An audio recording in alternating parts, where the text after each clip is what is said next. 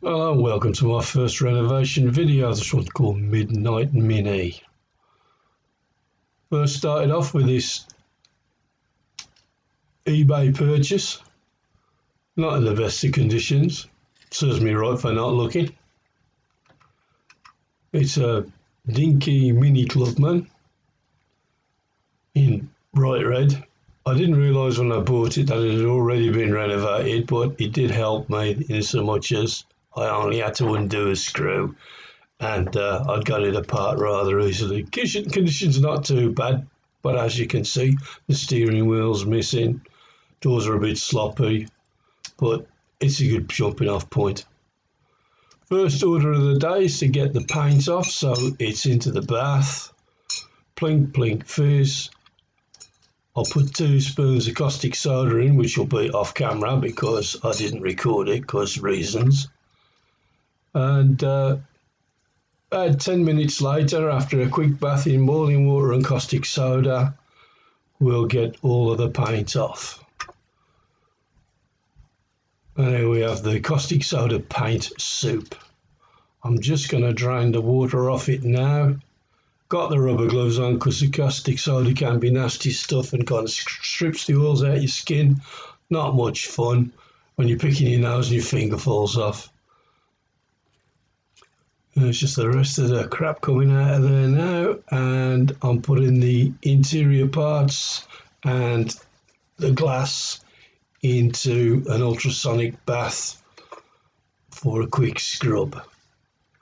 Once again, fascinating picture of me emptying a kettle into the sonic cleaner, and 3 minutes later, open it up, out she comes.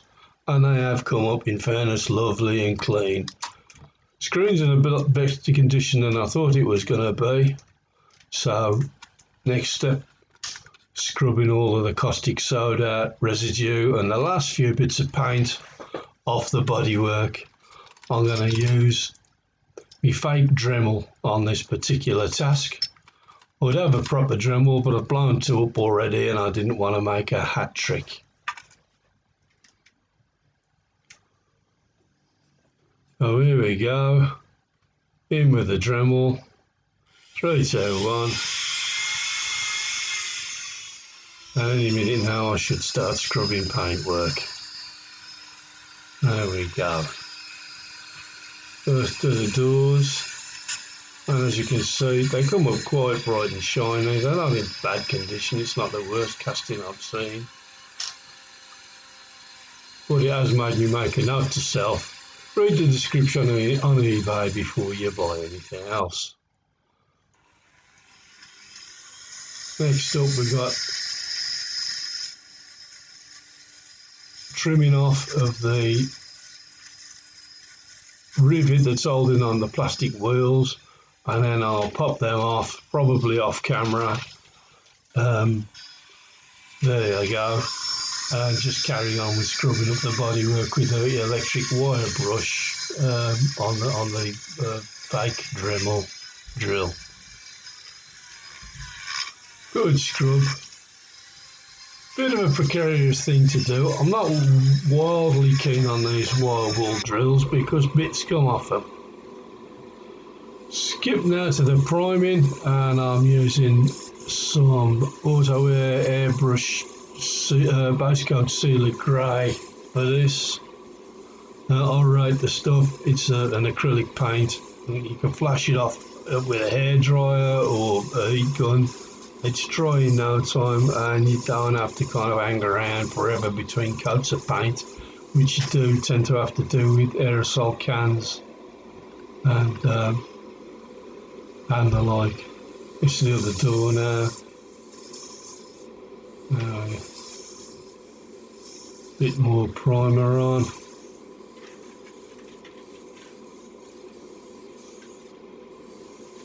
Nice light coats. Takes 3 or 4 just to get it where I want it. That's the base of the Mini, particularly bad shot. This one I'm laying on Tamiya matte black. Again, water-based. I'm fond of water-based paints. I'm not overly struck on enamels, although I know many restorers are quite keen to use enamels on their cars. Four slide coats, building it up quite well. On the top coats on the door now. Oddly enough, this is another base coat sealer. It's not actually a paint. It's meant to be a base primer, but I find it's a nice dark colour, and once it's lacquered at the end of the process, it's quite glossy and quite effective. I like it.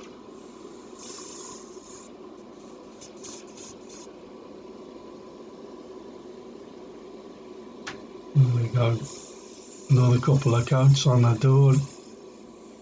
Through 2 or 3 coats and you'll get where you want to go. It's a nice finishing colour. And again, you can dry it off with a hot air gun and carry on working. I don't have the patience to wait 24 hours for the gloss to go off. I kind of want to press on with things once I start. Trying to avoid getting too much on the interior door card section because I intend to paint that later.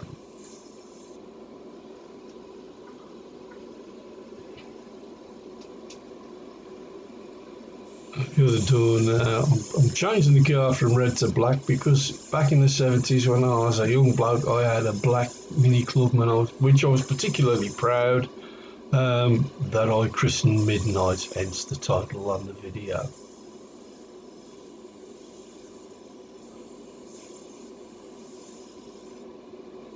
A couple more nice light coats. As you can see, it's got a good gloss on it.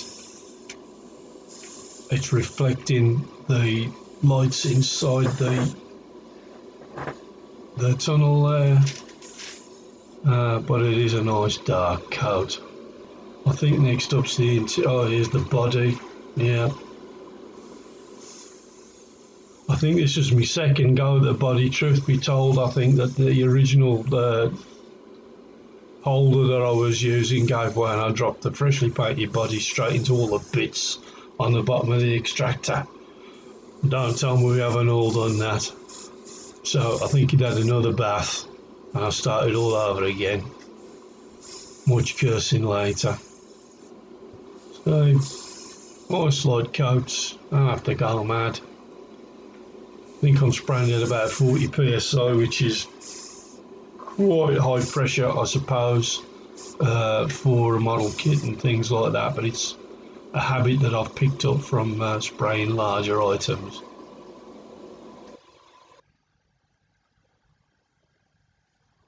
So, kind of start doing a little bit of detailing now. That's an auto air. It's a Vallejo air, and I'm just going to pick up the details on the grille and the headlights. I did scrape a little bit of the paint away from the headlights and expose the white metal underneath to see what the effect was like. It was kind of alright, but I don't think I'd do that again. I think I would probably gloss over them with a silver or an aluminium paint. But this is early stages. One of the first restorations I've done, so I'm kind of picking up things as I go along. Just trying to drop a little bit of white base coat onto the indicators and brake light areas so that when I do put the finishing colours on the red and the amber, they'll pop a little bit more. Obviously, when you're dealing with black, everything goes flat.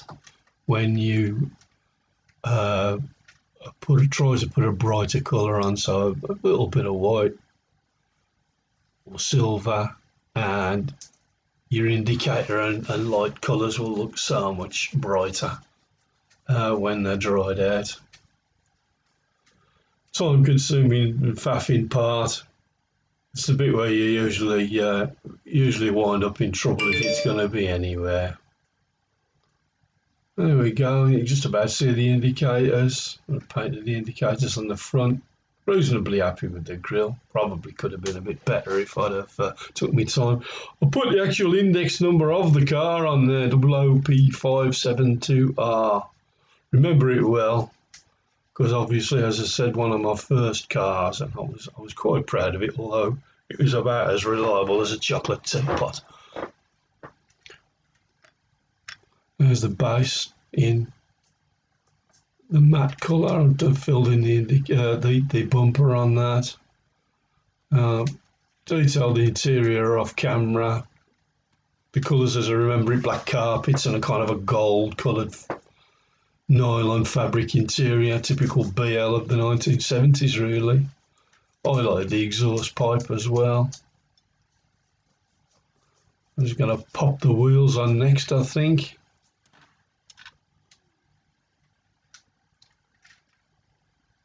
Didn't bother to glue them, I just popped them back on over the top of the rivet that I ground down slightly. It's not going to be finding its that way down any Hot Wheels tracks anytime soon, so that was kind of satisfactory for living its life on my display shelf.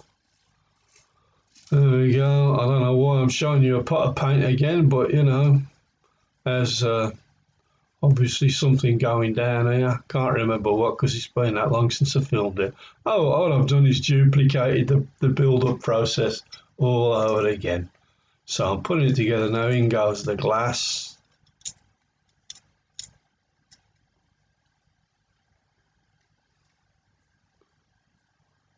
Doors next, I think. They are marked left and right, but that doesn't seem to be helping me at this point. I have similar problems when I'm putting my shoes on. There we go, first one in. There's only two doors, so I can't really go wrong at this point.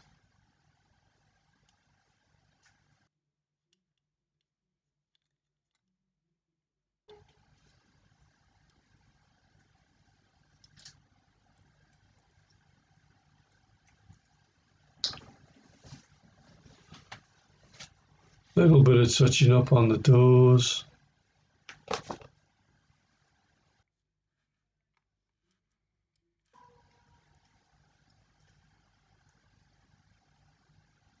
Already silvered the rims, but I'm going to go back in and just retouch the tyres with a bit of Tamiya tyre paint, as they call it, or rubber paint.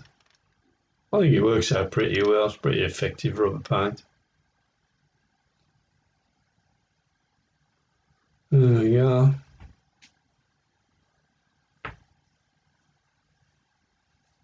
Try not to get too much on the rims if I can.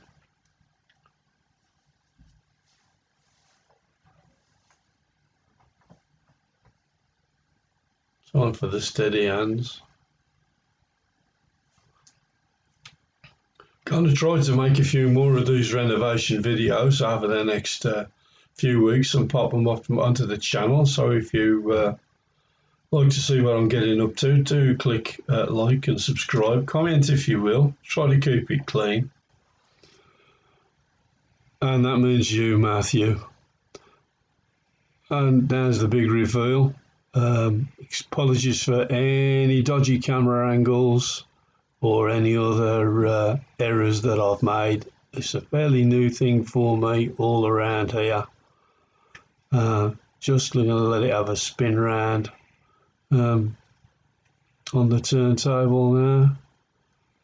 I'm reasonably pleased with it.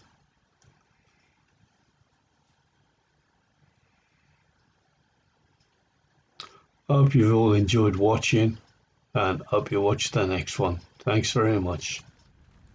Bye for now.